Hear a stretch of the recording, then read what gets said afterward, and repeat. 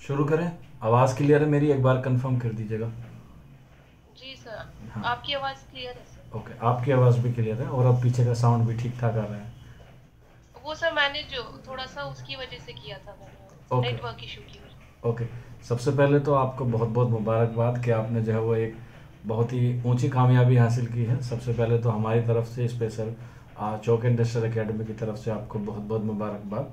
और हम दुआ करेंगे कि थैंक यू अभी सर। जो है वो आप और आगे मुकाम पे जाएं और जिस काम के लिए आपने ये जॉब हासिल की है उसमें जो है वो आपको और जो है वो प्रमोशन जल्द से जल्द मिले और आपका जो ख्वाब है इसके अलावा भी वो भी आपको जो है वो जल्द से जल्द और मुकम्मल हो जाए, ये हमारी दुआ है। इंशाल्लाह आपको जो है वो और आगे आने आमीन वाले सर। वक्त में जो है वो कामयाबी हासिल हो और भी। तो सबसे पहले मैं आपको थोड़ा सा इंट्रोडक्शन दे देता हूँ कि ये एक चौक इंडस्ट्रियल अकेडमी है। यहाँ पर हम लोग सेशन करते हैं, जो बच्चे सिलेक्ट होते हैं उनसे जानने की कोशिश करते हैं कि इन्होंने जो मुकाम हासिल किया है उसमें क्या क्या उनकी मुश्किलात आई या उन्होंने कौन कौन से तरीका अपनाए जिससे उनको जो है ये एक अच्छी जो है वो मंजिल मिल गई। हालांकि ये आखिर नहीं होता बल्कि ये एक सफ़र होता है इब्तदाई तौर पे किसी मंजिल को पाने बिल का। ठीक है। तो काफ़ी लोग सोचते हैं कि नौकरी मिल गई सरकारी तो ये सारी चीज़ क्या हो गई, ख़त्म हो गई, लेकिन हम लोग चाहते हैं कि और जो है इसमें जो है वो थोड़ा बहुत इजाफा किया जाए और लोगों को और इससे मोटिव किया जाए कि अभी जो है ये आखिर नहीं है बल्कि क्या है अभी इब्तिदा है। और काफ़ी सारे बच्चे इसका आगाज़ करने के लिए जो है वो हमसे रूबरू होते हैं, हमसे सवालात करते हैं। तो जो इस फील्ड का माहिर होता है हम उसी से क्या करते हैं उनका इंटरव्यूज़ लेते हैं। गुज़िश्ता महीनों में हमने काफ़ी सारे इंटरव्यूज़ लिए हैं, तो इसी सीरीज़ में जो है वो आज आप हमारे खुसूसी मेहमान हैं और इसी मेहमान के ताल्लुक से या इसी की मेज़बानी के ताल्लुक से चौक इंडस्ट्रियल अकेडमी आपका इस सेशन में जो है वो आपका तहे दिल से इस्तकबाल करती है। और आज के इस सेशन में उम्मीद है कि जो बच्चा इस वीडियो को देख रहा होगा उसे ज़रूर कोई ना कोई ज़रूर किसी भी तरह का जो है वो फ़ायदा ज़रूर मिलेगा, ऐसी हमें उम्मीद है और ऐसी हम लोग आशा करते हैं। तो सबसे पहले शुरू करने से पहले जो आपको मैं पूछना चाहूँगा कि आप अपना जो है वो थोड़ा सा तारुफ बता दें ताकि आगे का जो सेशन है वो थोड़ा सा और दिलचस्प बनता रहे। आप अपने बारे में बताएं और बाकी बच्चे जो हैं वो इससे थोड़ी बहुत इंस्पिरेशन हासिल कर सकें, क्योंकि काफ़ी सारे बच्चे जो हैं वो इस पोस्ट के लिए जो है वो काफ़ी लोग क्या करते हैं मेहनत करते हैं और मटेरियल और कह सकते हैं नोट्स या एक्स वाई जेड कुछ भी चीज़ें हैं तो वो कम फराहम होती है। तो उसी के ताल्लुक से जो है वो आपका आज इस सेशन की शुरुआत करने वाले हैं। तो आपसे दरख्वास्त है कि आप थोड़ा सा अपने बारे में बताएं ताकि बच्चे जो हैं वो इससे थोड़ी बहुत तालीम हासिल कर सकें। जी। अस्सलाम वालेकुम सर और जितने भी लोग ये वीडियो देख रहे हैं। मेरा नाम साहिबा सैफी है। और इस मंजिल तक आने के लिए मैं कहूँगी कि मेहनत और दूसरा दुआ है मेरे साथ। मतलब मैं कांस्टेंट सपोर्ट रहा है मेरी फैमिली का। और अल्लाह ताला ने मेरी बहुत मदद की है। मतलब मेरे लिए हर वक्त ये दुआ रहती थी किस तरह कामयाबी की तरफ बढ़ना है। कामयाबी से पैसा नहीं कि पैसा ही सब कुछ है, लेकिन मैं अगर बात करूँ मेरे स्टूडेंट लाइफ से, मुझे याद है मैंने थर्ड क्लास से तब से मुझे ड्राइंग पसंद थी, लेकिन एक वे मालूम नहीं था कि किस तरह से आगे बढ़ना है। तो मेरे एक मेंटोर थे, उनका नाम था खुर्रम सर। तो पहले तो मैं यही कहूँगी उन्होंने ही मुझे एक स्टेप बताया था कि फाइन आर्ट्स करके एक बैचलर कोर्स होता है, तो उसमें आप परस्यू कर लो। तो इस तरह मैं 9th क्लास में मैंने सबसे पहले एक कोर्स किया था, स्कूल की तरफ से वो आया था।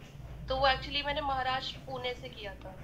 वो स्टूडेंट लाइफ में ही मैंने किया है, सब 10th क्लास तक की।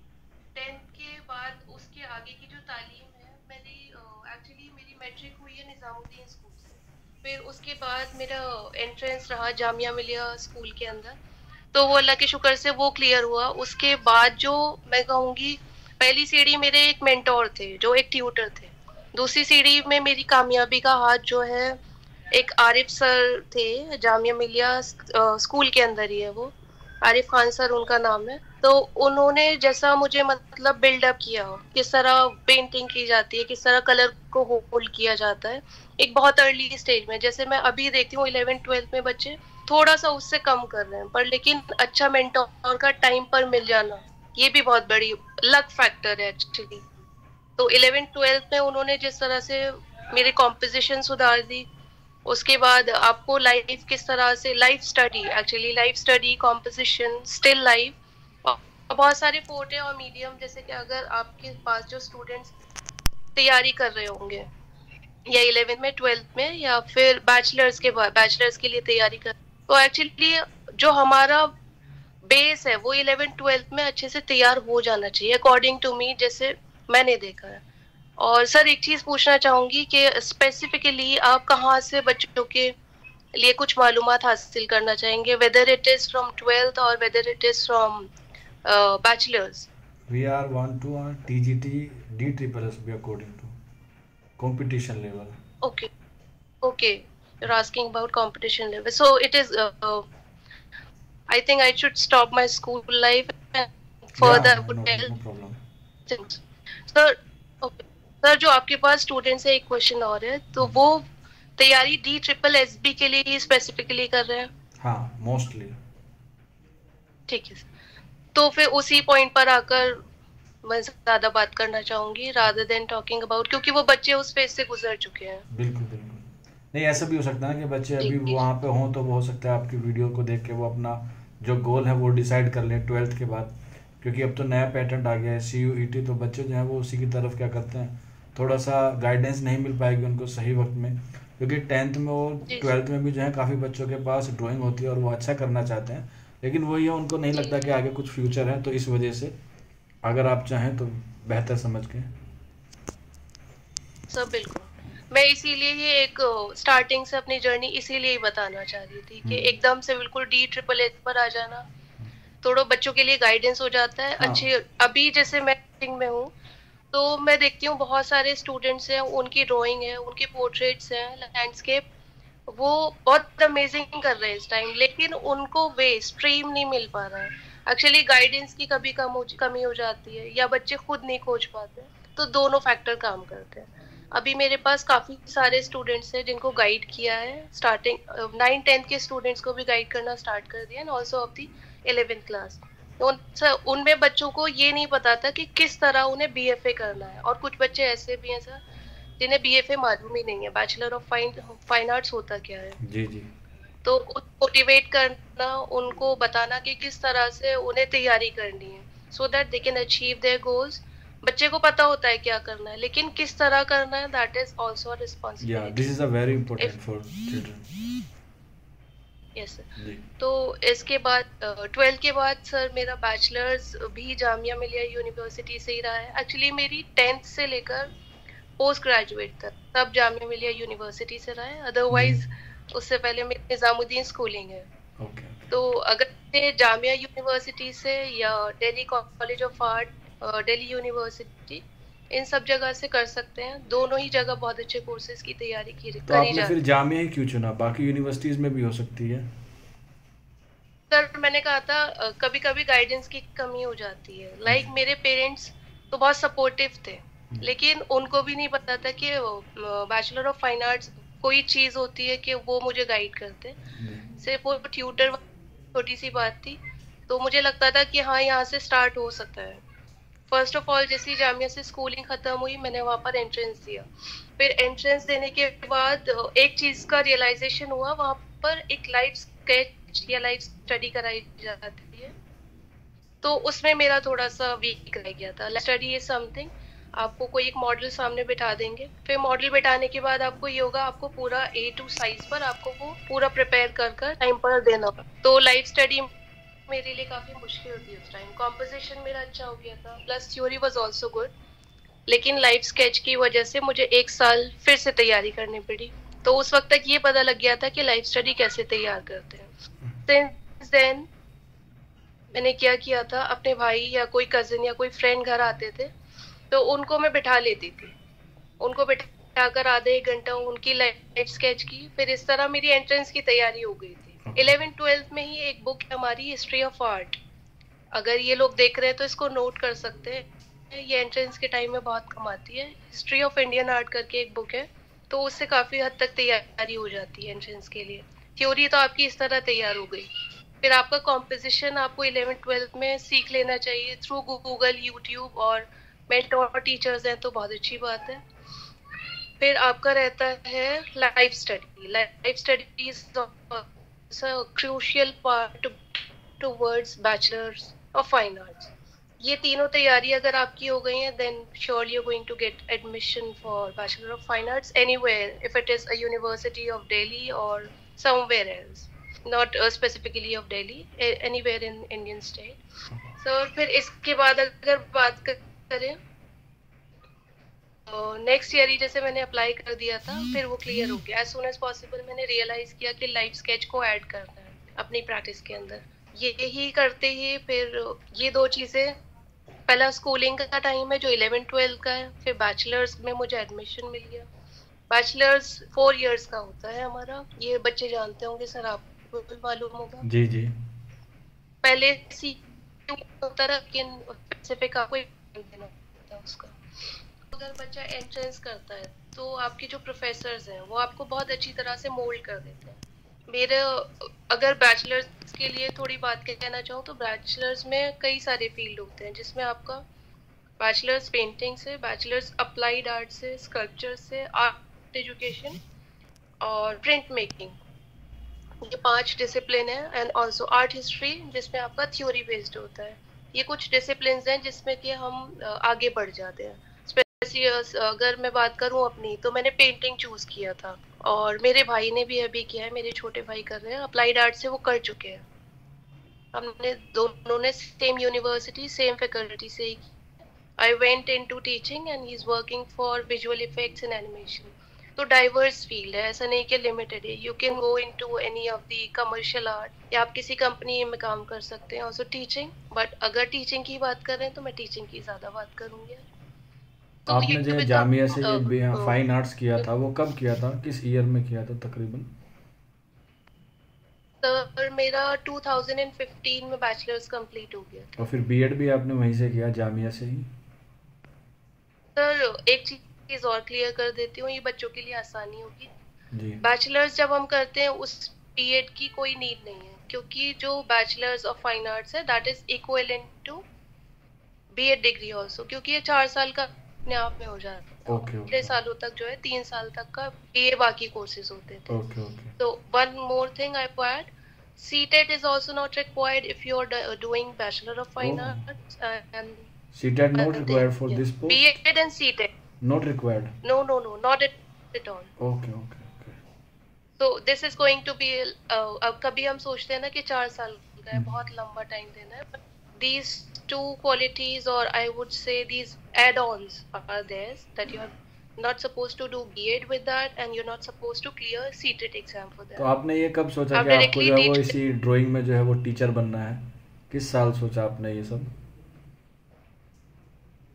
सर ये जामिया में प्रैक्टिस करते करते ही, या फिर जामिया में प्रैक्टिस करते करते या उसके बाद जब आपका ये फाइन आर्ट्स का कोर्स कंप्लीट हो गया उसके बाद?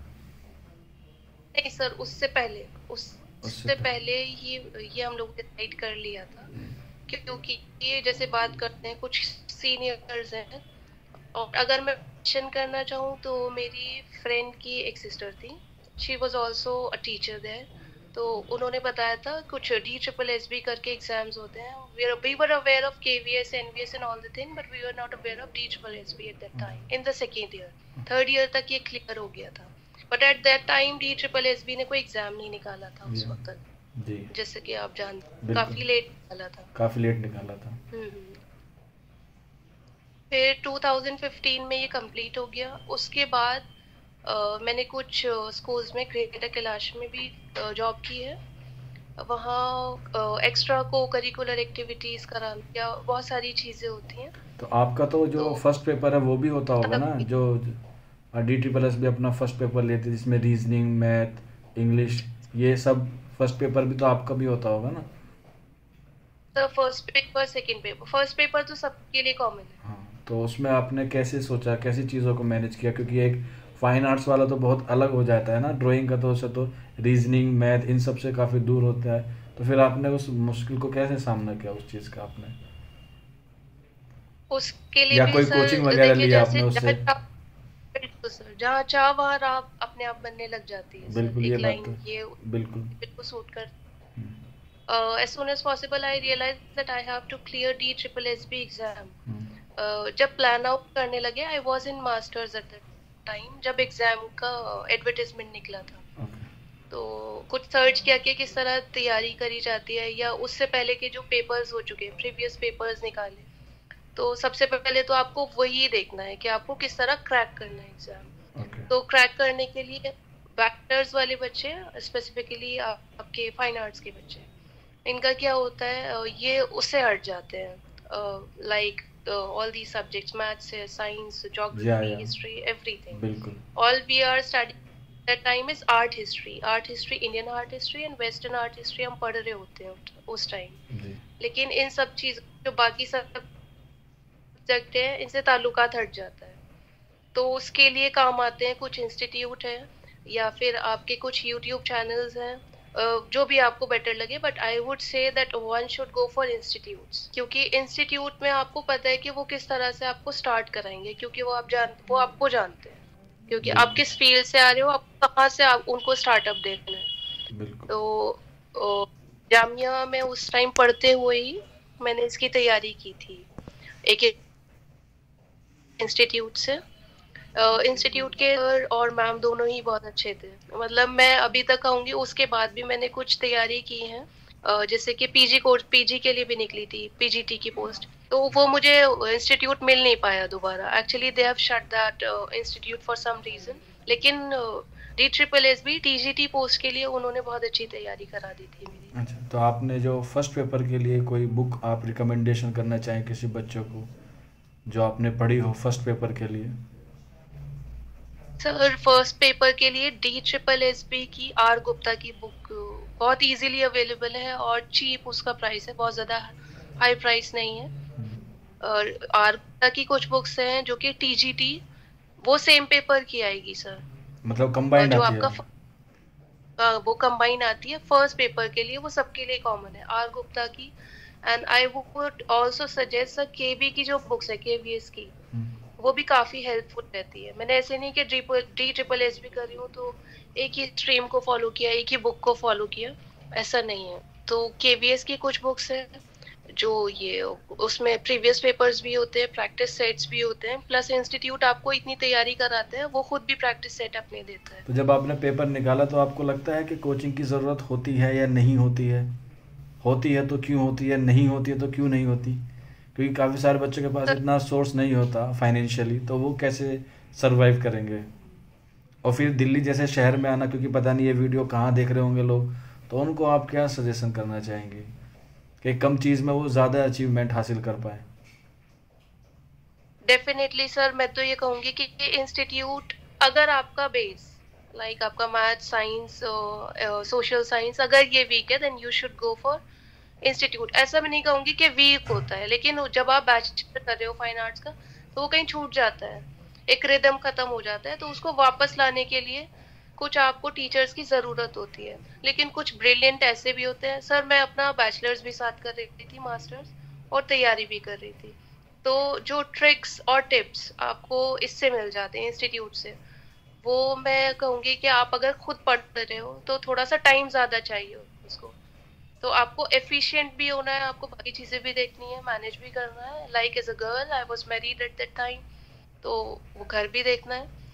तो अगर जिनको लगता है कि हाँ थोड़ा एक्सपेंसिव होता है सर, बहुत सारे इंस्टीट्यूट ऐसे हैं जो दिल्ली नहीं आ सकते, लेकिन दिल्ली से ही वो ऑनलाइन क्लासेस देते हैं सर। अगर आप कुछ चाहेंगे तो I can suggest you those institutes, those are very good teachers there, बहुत अच्छे से वो गाइडेंस देते हैं, बहुत अच्छे टिप्स एंड ट्रिक्स, और आपका पूरा वो क्लियर करेंगे जो भी अगर आपके क्वेश्चंस हैं, क्वेश्चनर पुट करिए, at that time there only those teachers are going to guide you.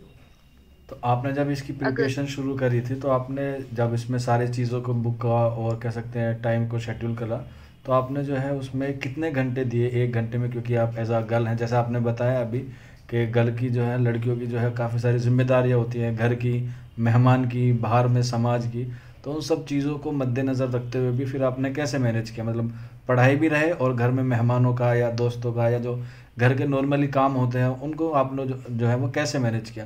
क्योंकि लड़कियों की खास तौर पे यही ज़्यादा मुश्किल होती है, यही ज़्यादा समस्या होती है कि वो दोनों चीज़ों को कैसे मैनेज करें, मतलब घर भी और अपनी पढ़ाई भी को। हालांकि लोग सपोर्ट करते हैं, लेकिन उसके साथ साथ ये सारी चीज़ें भी तो देखनी पड़ती हैं, तो उस पर आपका क्या कहना है? क्योंकि काफ़ी सारे जो है मोस्टली जो ड्राइंग होती है वो ज़्यादातर लड़कियों की ही अच्छी होती हैं। मैं ऐसा जेंडर बाइस होकर नहीं कह रहा हूँ, लेकिन मोस्ट जैसे हमने देखा है या आपने भी स्कूल कॉलेज में देखा, तो ड्राइंग जो कौन करता है ज़्यादातर लड़कियां ही करती हैं। तो जाहिर सी बात है ये समस्या जो है वो ज़्यादातर लड़कियों के साथ ही होगी, तो उस पर आपकी क्या राय है, आप क्या कहना चाहेंगे इस बारे में? थोड़ा सा इंटरप्ट करना चाहूंगी, ये हम्म, जेंडर बाइज्ड वाला तो खैर नहीं है, हम्म, लेकिन जो मेरा बैच रहा था बैचलर्स का, उसमें 8 लड़कियां 8 लड़के थे। क्योंकि दिल्ली जैसी सिटी में अगर आप आ जाते हैं ना, तो सर आप देखेंगे जो बैचलर्स कर रहे हैं most of them are boys. और फिर आते हैं, अगर पोस्ट ग्रेजुएशन की बात करते हैं, at that time also male हमारे यहाँ ज्यादा थे। कंपैरेटिव मतलब नॉर्मल चलता है, इक्वल ही चलता है, तो ऐसा नहीं है। क्योंकि जब आप 10th तक आ जाते हो, उसके बाद it becomes fine art, it doesn't remain drawing. तो उसकी सर बहुत सारी टर्म्स और टेक्निकल चीजें सब बदल जाती हैं। और रही जस्ट सेकंड, इसके बाद अगर बात करूं सर, आप जैसे पूछ रहे थे कैसे मैनेज करना होता था। सबसे पहले सर अगर मैं कहूँ तो रूटीन का बहुत अच्छा फर्क पड़ता है। If you are a morning person, सबसे बेस्ट तो वही है मॉर्निंग पर्सन। सर सुबह उठने के बाद आपने जैसे अपना सब कुछ तो काम आप कितने किया, बजे मैं उठती थी सुबह ही सुबह? सुबह कितने बजे उठती थी? Sir 5:30 to 6। Okay, 5:30 to 6। Sir ये रेगुलर रहा ही है बिल्कुल। ओके। कभी ऐसा हुआ है कि मीनवाइल इन अ मंथ कभी लेट हुआ है, अदरवाइज क्या अभी भी वो 5:30 रूटीन, to क्या 6। अभी भी वो रूटीन बरकरार है या ब्रेक हो गया है? सर अभी भी मैं 5:30 ही उठती हूँ। ठीक है, अ ठीक teacher has to wake up at 9। है। या morning shift. Yes sir. Okay, okay. फिर सर उसके आगे का था, मेरा कॉलेज होता था 9 to 5 होता था। लेकिन उसी बीच में हम सुबह की जो कोचिंग थी हमारी, वो 8 बजे शुरू होती थी, तो 8 से 10 वो होती थी। तो कॉलेज के टाइम को ऐसे मैनेज किया था कि 10 to 5 वो वाला प्रैक्टिकल भी हो जाए। 8 to 10 हमने कोचिंग लिया, then we went to our college for the practical.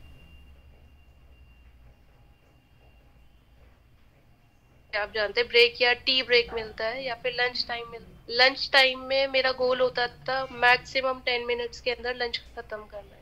Okay. फिर उसके बाद प्रोफेसर थ्योरी क्लासेस के लिए या प्रैक्टिकल के लिए आएंगे, उससे पहले मुझे अपना फिर से जो केवीएस और DSSB की बुक्स में बोल रही थी, उसके कुछ प्रैक्टिस सेट्स एक ब्रेक में करना होता था। एक प्रैक्टिस सेट एक ब्रेक के अंदर, as soon as possible lunch किया, एक प्रैक्टिस सेट तैयार कर दिया, फिर उसके बाद अपना प्रैक्टिकल किया। And on my way back to home, sir मैं ऑटो लेती थी उस टाइम घर पे। तो उस टाइम ज़्यादा फोकस वाली चीज़ें मैं नहीं पढ़ पाती थी, तो मैं कोशिश करती थी जिसमें रीडिंग वाली चीज़ें होती हैं, या आपका साइंस हो गया, या जनरल क्वेश्चंस हो गए। और हमारी रीजनिंग के अंदर बहुत सारी चीज़ें ऐसी हैं जो आपको सॉल्व करनी है, बहुत सारी चीज़ें एनालॉजी है, आपको सॉल्व नहीं करनी। तो वो चीज़ें मैं उस टाइम रीड करते हुए जाती थी। मतलब आधा घंटा कह लीजिए, अगर ट्रैफिक हो गया it becomes 1 hour eight that time. 1 घंटा वहाँ पे, घर के बाद घर का थोड़ा जो भी मैंने किया। Otherwise I have a very supportive family as I have told you earlier. फिर उसके बाद सोने से पहले मेरा ये पढ़ाई होती थी। तो ओवरऑल कितने तो घंटे इसी होते थे एक दिन में? 5, 6, 4? क्योंकि टुकड़ों में पढ़े हैं तो उसका कैलकुलेट आप ही कर पाएंगे, ज़्यादा है। 4 से 5, 5 से एक्सीड ही होते थे, 5 तो मिनिमम है। 5 मिनिमम था। 4 से 5। और फिर कैपेसिटी हर दिन की कैपेसिटी अलग होती है। सब जैसे जानते हैं कि हर दिन का रूटीन सेम नहीं हो सकता, कुछ गेस्ट आ गए या हमें कहीं जाना पड़ गया, तो वो डिफ्रेंशिएट हो जाता है। कभी ऐसा भी होता था कि 3 घंटे भी हो रहे हैं, कभी ऐसा होता था कि 6 घंटे भी हो जाते थे, इस तरह है। लाइक जैसे मेरी रीजनिंग एक फेवरेट पार्ट रहा है फर्स्ट पेपर का, तो मैं उसको जल्दी टाइम दे पाती थी और ज्यादा दे पाती थी। मैथ्स को ज्यादा देना होता है, इंग्लिश को आप कवर कर लेते हैं, हिंदी भी आप कवर कर लेते हैं, लेकिन मैथ्स और रीजनिंग एज यू टाइम तो बाउंड ही आपने था मेरा रीजनिंग में सर। कितने क्वेश्चन अटेम्प्ट किए, वो रीजनिंग में और मैथ में? क्योंकि ज़्यादातर बच्चे जो है वो इन्हीं दो सब्जेक्ट से घबराते हैं। सर मैंने मैथ्स के तो एटलीस्ट 15 तो मैंने क्रैक किए थे। ओके। And reasoning? और रीजनिंग में एक भी क्वेश्चन नहीं छोड़ती। अच्छा। मैं अपनी तारीफ नहीं कर रही, लेकिन मेरा बेस्ट पार्ट रीजनिंग है। क्योंकि जब बशर सर उनका नाम था, जो हमारे कोचिंग के टीचर थे, तो उन्होंने इतने अच्छे से मैथ्स और रीजनिंग की तैयारी करा दी थी। कभी कभी मैथ्स में ऐसे होता है जो टॉपिक आपसे क्रैक नहीं हो पा रहा है एग्जाम के टाइम में, तो वो क्वेश्चन मैं अवॉइड करती थी। ओके, क्योंकि अगर टाइम उसमें कंज्यूम हो, that is going to be your loss only. Okay, तो रीजनिंग तो सर मेरा सबसे फास्ट रहा, और 19 अटेम्प्ट थे, मैथ्स के 15 to 16 अटेम्प्ट थे, हिंदी इंग्लिश के ज़्यादा अटेम्प्ट थे, करंट अफेयर्स के थोड़े कम होते हैं as compare to these 4। Okay, no क्योंकि प्रॉब्लम। जब आपका आपने रीजनिंग में और मैथ में अच्छा स्कोर कर लिया तो फिर उसमें भी इतनी कोई ज़्यादा रिक्वायरमेंट नहीं पड़ती। वैसे भी वो सिर्फ पहला जो पार्ट होता है वो एज अ क्वालिफाइंग ही होता है। तो जो आपका मेन सब्जेक्ट था ड्राइंग, तो उसके लिए आपने कौन कौन सी बुकें पढ़ी? फर्स्ट पेपर की तो आपने बता दी, लेकिन जो आपका ड्राइंग का था उसके लिए आपने किन बुकों का सहारा लिया, या फिर वो जो सर कुछ ग्रेजुएशन में बुक्स पढ़ी थी वही काम आ गई? सर उससे ज़्यादा थोड़ी सी, ग्रेजुएशन में सर ऐसा होता है कि प्रैक्टिकल काम आपके पास ज़्यादा होता है, Okay. थ्योरी भी होती है लेकिन आप उतना उसको ग्रास्प नहीं कर पाते हैं while you working for the practical, क्योंकि 9 to 5 होता है, it takes a lot of time. तो एक बुक जो हिस्ट्री ऑफ इंडियन आर्ट है 11th की, history of Indian art 12th की, और history of art history of world कर भी है सर। तो Okay. उसमें इंडियन और वेस्टर्न सब आ जाता है। And one more thing, history of western art, क्योंकि जब मैंने दिया था एग्जाम उस टाइम सिर्फ इंडियन आर्ट आया था, और अभी मैंने फिर से एक अटेम्प्ट किया था पीजीटी का, तो उसके अंदर western all of a sudden आ गया था, जबकि मेरी तैयारी थी आर्ट हिस्ट्री इंडियन की। तो every 4 years is like a changing cycle for the exam, every 4 or 5 years has a different pattern। तो जो बच्चा तैयारी कर रहा है उसको दोनों पे ही फोकस करना होगा, इंडियन पे भी और वेस्टर्न पे भी। अब ये पता नहीं कि वो कैसा आ जाए या दोनों ही आ जाए, दोनों भी आ हो सकता है। सकता है इंडियन तो वैसे आएगा ही sir, Okay, no okay. Doubt, लेकिन कभी ऐसा होता है आपने सिर्फ इंडियन की तैयारी कर ली, वेस्टर्न छूट गया, that is going to be your loss. तो आपने फर्स्ट पेपर का बता दिया, तो ये जो आपका ड्राइंग है इसकी भी कहीं कोचिंग वगैरह होती है या इसको आपको खुद ही सेल्फ करना पड़ता है? फाइन आर्ट्स के बाद की जो कंपटीशन लेवल की तैयारी करनी होती है, क्योंकि मैथ रीजनिंग जीएस हिंदी वगैरह के तो अवेलेबल हैं, लेकिन जो ड्राइंग वाला सब्जेक्ट है उसकी क्या कोई कहीं कोचिंग होती है या फिर आपको उससे सेल्फ करनी पड़ती है? उसकी क्या राय है? सर उस टाइम भी मैंने कुछ सर्च किया था कि अगर सेकंड पेपर के लिए भी कुछ कोचिंग मिल सकती है तो, लेकिन उस वक्त वो हो नहीं पाया। पर लेकिन ये है कि मैंने उस टाइम कुछ बुक्स जो अभी बताई, और एडिट टॉमरी कर एक बुक है इंडियन आर्ट हिस्ट्री की, उससे मेरी काफ़ी हद तक तैयारी हुई। टॉमरी का एडिटोमी की? बुक का नाम एडिट टॉमरी की राइटर है बुक की, हम्म। वो भी इंडियन आर्ट हिस्ट्री की बुक है। वेस्टर्न की भी आपको मल्टीपल मिल जाएंगी। और आपने पूछा था कि सेकंड पेपर की तैयारी किस तरह की जाए, क्या इंस्टीट्यूट से। आजकल सर बहुत सारे आप ऑनलाइन सर्च करोगे तो ऑनलाइन क्लासेस अब अवेलेबल हो गई हैं आर्ट हिस्ट्री के लिए सेकंड पेपर। तो जैसे अगर कोई भी स्टूडेंट तैयारी करना चाहता है, आप गूगल करिए। जितनी भी किताबें बताई वो हमने नोट कर लिए हैं, जो कोई बच्चा पूछेगा तो हम लोग उसको ज़रूर इन्फॉर्म करेंगे। हालांकि काफ़ी सारे बच्चे जो हैं वो आपकी वीडियो देख रहे हैं। और इसी के साथ साथ मैं आपको ये पूछना चाहूँगा कि आपका जो सब्जेक्ट था उसमें कितने पोस्ट आई थी, या उसमें मेल फीमेल की अलग अलग आती हैं या सिर्फ एक ही की मेल की या फीमेल की आती हैं? दोनों की अलग अलग आती हैं। तो कितनी जब आपका सिलेक्शन हुआ तो कितनी सीटें आई थी, ताकि बच्चों को लग जाएगा कि भाई हाँ स्कोप होता है, सीटें ज़्यादा आती हैं। कहीं 1-2 आई या 10-12 आए तो फिर काफ़ी सारे बच्चों को जो है वो थोड़ी बहुत मुश्किल हो सकती है। सर मेल और फीमेल टीजीटी पीजीटी दोनों का अलग आता है। ओके। तो इस बात से तो बच्चे खुश रहे हैं। तो ऐसा नहीं, पीजीटी में हालांकि थोड़ा सा सीट्स कम होने लग जाती हैं, क्योंकि पीजीटी लेवल में स्कूल की वैकेंसी थोड़ी सी कम हो जाती है। बट आई शुड सजेस्ट कि दोनों ही जब अप्लाई करें तो दोनों ही पोस्ट के लिए अप्लाई करें बच्चे। और मेरे टाइम पर आई सपोज 185 और 175 की कुछ वैकेंसी थी, तो उसमें से लेस देन 100 सिलेक्ट हुए थे। और मैंने ओबीसी कैटेगरी से शायद मैंने अप्लाई किया था, लेकिन कट ऑफ गई थी हमारी 70। मेरी 99 अराउंड मेरे मार्क्स थे। तो क्रैक करने की वजह से I was on the second top list at that time. Okay, I guess yes. Good, very good. तो क्या होता है फिर आपका एज सून एज आपका रैंक हाई जाता है, फिर आपको जनरल कैटेगरी में आपको डाल दिया जाता है। ये कुछ क्राइटेरिया है DSSB या DOE की तरफ से, तो वो सारा वैसे क्लियर रहता है। जैसे एडवर्टाइजमेंट आता है एनेक्स्चर के हर एक पेज पर सारा क्लियर हो जाता है किस तरह से क्या क्राइटेरिया रहेगा। ओके, तो ये बात आपने जो बताई है सारी, आपने जो है वो सारी लड़कियां होती हैं उनका जो ख्वाब भी होता है भाई कि भाई हम भी कुछ अपने पैरों पे खड़ा हो जाए, हम भी अपने घर का, अपने अहलो अयाल का या अपने देश का या अपनी कौम का नाम रोशन करें। लेकिन जैसे ही वो थोड़ी बड़ी होने लगती हैं, थोड़ी आला तालीम हासिल करने लगती हैं, तो आपको पता है लोगों की जो है वो नज़रें आने लगती हैं, तो फिर उनकी जल्दी जी शादी भी कर दी जाती हैं। तो फिर उस सिचुएशन में जो लड़की पढ़ना चाहती हैं, तो हो सकता है उसको अगला घर कैसे मिले, तो उस पर क्या कहना चाहेंगे आप? जहाँ तक हमें उम्मीद है कि आप भी जो है वो एक शादीशुदा है, तो आपको जो नया ससुराल है या कह सकते हैं नया परिवार है, वो आपको कितना सपोर्टिव करता है? क्योंकि अब तो माशाल्लाह आप जॉब में भी हैं, तो उसको लेके आपकी क्या राय है? सर, मैंने अभी यही बात क्लियर की थी कि मेरी फैमिली भी बहुत सपोर्टिव थी और बायस्ड नहीं थी towards, there was no gender bias at that time since my childhood. और जो इन लॉज हैं अभी मेरी family, they are also same. मेरी sister in law, she is also head nurse at a government hospital. One of the another sister in law is a government teacher. So मेरे साथ तो sir मैं कहूँगी अल्लाह का शुक्र है, दोनों फैमिली मेरे पास सपोर्टिव है। पर लेकिन जिनकी नहीं है, अभी जैसे मैं टीचिंग कर रही हूँ तो काफ़ी मालूम होता है कि कुछ बच्चे हाँ आगे बढ़ना चाहते हैं, लेकिन उनको पता है कि आफ्टर 12th उनकी या तो शादी करा दी जाएगी या पढ़ने नहीं दिया जाएगा।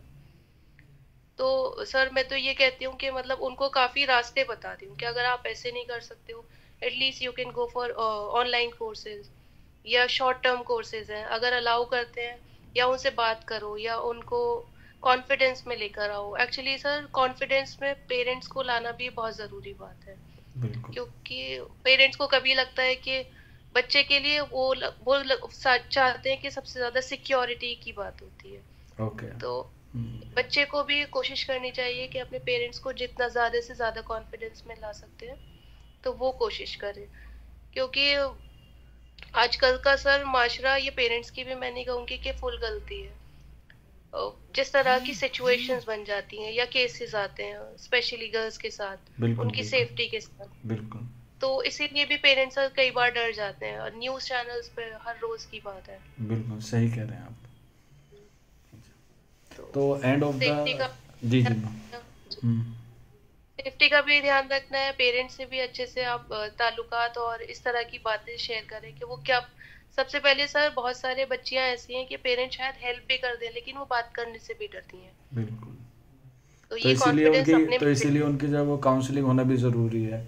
और अभी देखा भी जा रहा है कि दिल्ली गवर्नमेंट में जो इस तरफ को जो है वो कदम भी बढ़ाए जा रहे हैं कि बच्चों की जो है वो काउंसलिंग भी कराएं, ताकि उनको जो है वो उनके मन में डाउट है या उनके मन में जो भी क्वेरीज हैं वो बात करें, तो शायद उसका कोई ना कोई सोल्यूशन निकल जाए। असल में यही होता है, जो इंडियन पेरेंट्स होते हैं ख़ास तौर पर, वो बच्चों की तरफ या बच्चों की बात को वो सुनते नहीं हैं, और बच्चे जो हैं वो अपनी जी बात सही तरीके से कह भी नहीं पाते हैं। वो जी सर। सोचते तो हैं सही हो जाए, लेकिन वो उनसे सही नहीं हो पाता, क्योंकि उनकी जो कह सकते हैं पूरे सोसाइटी में जो चीज़ हुई है, जो पहले से हुई भी आ रही है, उसी का हवाला दे के जो है बच्चों की ज़बान जो है वो ख़ास तौर पे बंद कर दी जाती है। जहाँ तक मुझे लगता है, क्या ये बात ऐसे ही है? सर अगर बच्चों की बात की जाए, पेरेंट्स की थोड़ी सी लापरवाही कह सकते हैं, लेकिन एज कम्पेयर टू जैसे हमारा वाला टाइम था, आजकल के लिए तो बच्चों के पास मल्टीपल ऑप्शंस है। सर बिल्कुल उस टाइम पर जैसे मैंने बताया, अगर वो ट्यूटर मुझे गाइड नहीं करते कि बैचलर ऑफ फाइन आर्ट्स कुछ होता है, मुझे लगता है शायद मैं यहाँ तक नहीं पहुँच पाती। बिल्कुल और बिल्कुल आजकल बच्चे सर गूगल के थ्रू, यूट्यूब चैनल्स के थ्रू, सर हर चीज़, इंस्टाग्राम, फेसबुक, हर चीज़ पर बच्चे होते हैं। बिल्कुल और मोबाइल सब कुछ जानना, चलाना सब कुछ जानते हैं, तो उसके थ्रू ये काउंसलिंग काफ़ी इजी हो गई है। बिल्कुल। मैं तो ये कहूँगी कि उनके पास भी प्लस पॉइंट है हर हो चीज़। सकता है कि इसी ये वीडियो भी से हो सकता है कि इसी वीडियो से काफ़ी सारे बच्चे जो है वो इंस्पिरेशन हासिल कर सके, और वो जो सोच रहे हैं या जो बात बहुत करना चाह रहे हैं वो कर लें। क्योंकि जब वो आपका कह सकते हैं ना कि कोई एक अपना सा एक एग्जाम्पल देते हैं, तो उनके माँ बाप को भी या उनके भाई बहन को भी लगता है कि हाँ भाई चलो भाई कोई बात नहीं है, बच्चा मेहनत करेगा तो कहीं ना कहीं कुछ काम रोशन तो करेगा। ये है, अगर फिर भी नहीं करेगा तो कम से कम उसकी खुशी तो है। जी सर बिल्कुल। बिल्कुल।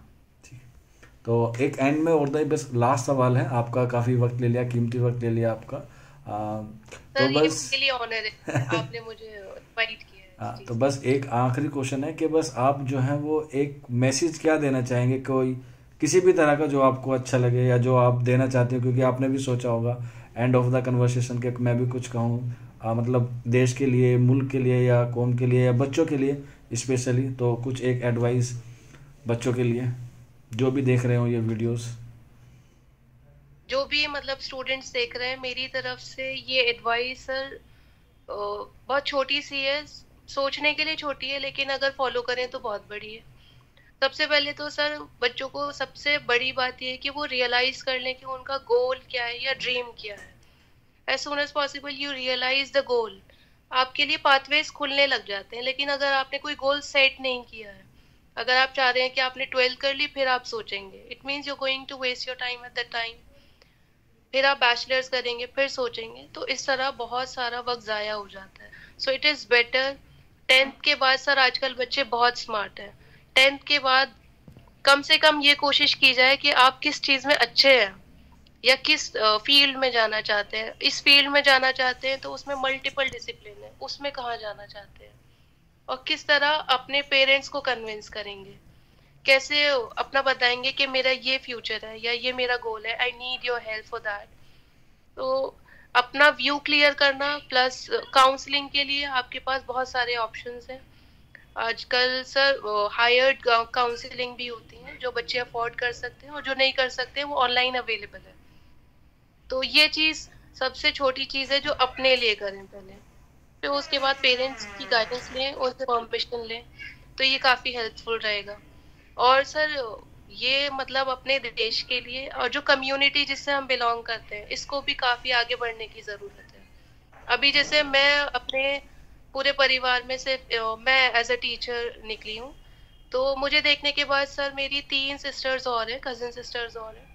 उन लोगों ने आगे के लिए कुछ एटलीस्ट स्टेप लिया है, they are also working towards, they are wishing to be teacher now. तो आप अगर सेम कुछ बन सब्जेक्ट, जाते हैं, सेम सब्जेक्ट या अदर सब्जेक्ट?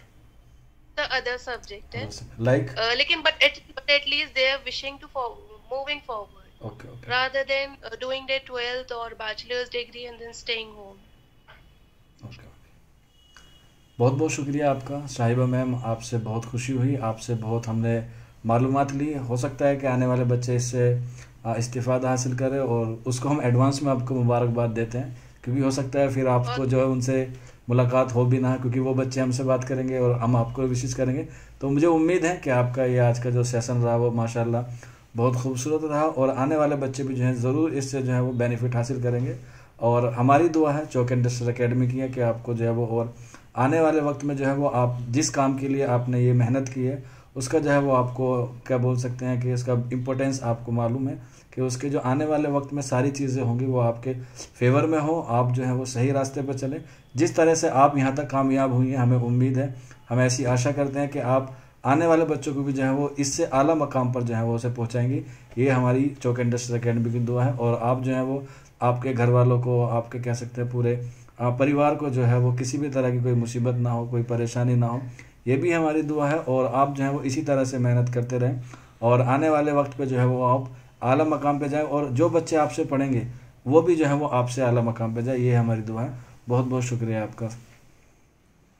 सर मैं तहे दिल से शुक्र अदा करती हूँ चौक इंडस्ट्रियल अकेडमी का कि उन्होंने मुझे इनवाइट किया ये कुछ बातें बताने के लिए।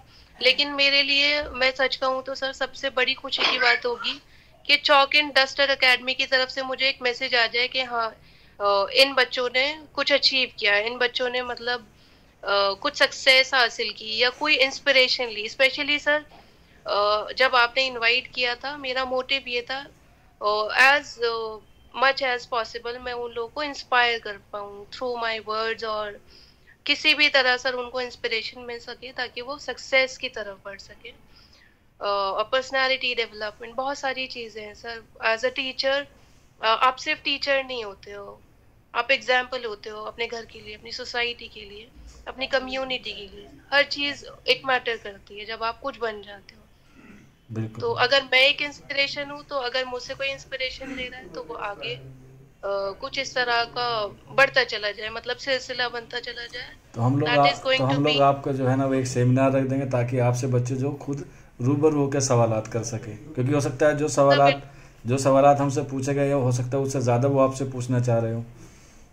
जी सर। हाँ तो जल्दी सर हम मुझे लोग। खुशी होगी, इनवाइट कर सकते हैं हाँ बिल्कुल। बिल्कुल, मैं आपको ज़रूर उस बारे में जो है वो इन्फॉर्म करूँगा कि आप जो है वो जल्द से जल्द जो है वो, क्योंकि अभी तो प्री बोर्ड आने वाले हैं तो आप उसमें मशरूफ़ होंगे। तो जैसे जी भी सर। वक्त मिलेगा हम आपसे ज़रूर इस बारे में जो है वो रब्ता करेंगे ताकि आने वाले बच्चों को जो है वो और उससे फ़ायदा मिल सके। बिल्कुल सर। ठीक, बहुत बहुत बहुत बहुत शुक्रिया शुक्रिया। आपका, थैंक यू।